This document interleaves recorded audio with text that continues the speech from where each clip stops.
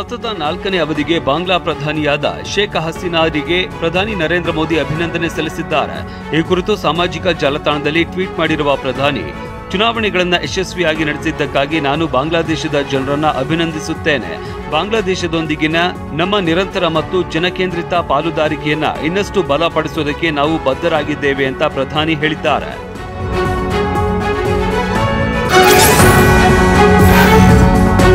ಕೇಂದ್ರ ಅಲ್ಪಸಂಖ್ಯಾತ ವ್ಯವಹಾರಗಳ ಸಚಿವೆ ಸ್ಮೃತಿ ಇರಾನಿ ಸೌದಿ ಅರೇಬಿಯಾದ ಮೆಕ್ಕಾ ಮದೀನಾಗೆ ಭೇಟಿ ನೀಡಿದ್ದಾರೆ.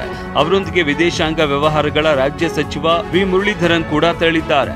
ಈ ಭೇಟಿಯು ಭಾರತೀಯ ಯಾತ್ರಾರ್ಥಿಗಳಿಗೆ 2024ರ ಹಜ್ ಯಾತ್ರೆಯನ್ನ ಸುಗಮವಾಗಿಸುವ ನಿಟ್ಟಿನಲ್ಲಿ ಅಗತ್ಯವಿರುವ ವ್ಯವಸ್ಥೆಯನ್ನ ಕೈಗೊಳ್ಳುವ ಉದ್ದೇಶ ಹೊಂದಿದೆ ಎನ್ನಲಾಗಿದೆ.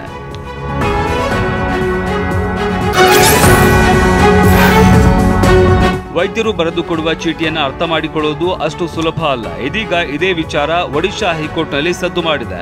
ಇನ್ಮುಂದೆ ವೈದ್ಯರು ಔಷಧಿ ಚೀಟಿ ಮತ್ತು ವೈದ್ಯಕೀಯ ಕಾನೂನು ವರದಿ ಬರೆಯುವಾಗ ಸ್ಪಷ್ಟವಾಗಿ ಬರೆಯಬೇಕು. ಕೈಬರಹದಲ್ಲಿ ಸಾಧ್ಯವಾದರೆ ದೊಡ್ಡ ಅಕ್ಷರದಲ್ಲಿ ಅಥವಾ ಟೈಪ್ ಮಾಡಿದ ರೂಪದಲ್ಲಿ ಸುತ್ತೋಲೆ ಹೊರಡಿಸುವಂತೆ ಒಡಿಶಾ ಸರ್ಕಾರಕ್ಕೆ ಅಲ್ಲಿನ ಹೈಕೋರ್ಟ್ ಸೂಚಿಸಿದೆ.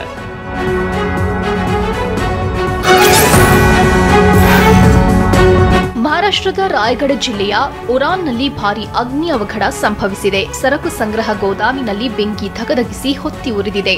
20ಕ್ಕೂ ಹೆಚ್ಚು ಅಗ್ನಿಶಾಮಕ ವಾಹನಗಳು ಬೆಂಕಿ ನಂದಿಸುವ ಕಾರ್ಯಾಚರಣೆ ನಡೆಸಿವೆ. ಯಾವುದೇ ಸಾವು ನೋವಿನ ವರದಿಯಾಗಿಲ್ಲ.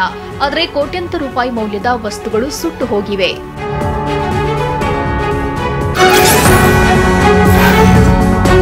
ರಾಮಮಂದಿರ ಲೋಕಾರ್ಪಣೆಗೆ ದಿನಗಣನೆ ಆರಂಭವಾಗಿದೆ. ಭಕ್ತರು ಒಂದಿಲ್ಲೊಂದು ಕೊಡುಗೆ ನೀಡುತ್ತಿದ್ದಾರೆ. ಇಲ್ಲೊಬ್ಬ ಕಲಾವಿದ ಹಳೆಯ ಟಿವಿಯ ಬಿಡಿ ಭಾಗಗಳನ್ನು ಉಪಯೋಗಿಸಿಕೊಂಡು ನೆರಳು ಬೆಳಕಿನಲ್ಲಿ ರಾಮಮಂದಿರದ ಸುಂದರ ಕಲಾಕೃತಿಯನ್ನ ರಚಿಸಿದ್ದಾನೆ. ಶಿಂಟು ಮೌರ್ಯ ಎಂಬ ಕಲಾವಿದ ಈ ಸಾಧನೆ ಮಾಡಿ ಎಲ್ಲರನ್ನ ನಿಬ್ಬೆರಗಾಗಿಸಿದ್ದಾನೆ. ಇದರ ವಿಡಿಯೋ ಸಾಮಾಜಿಕ ಜಾಲತಾಣದಲ್ಲಿ ವೈರಲ್ ಆಗಿದೆ.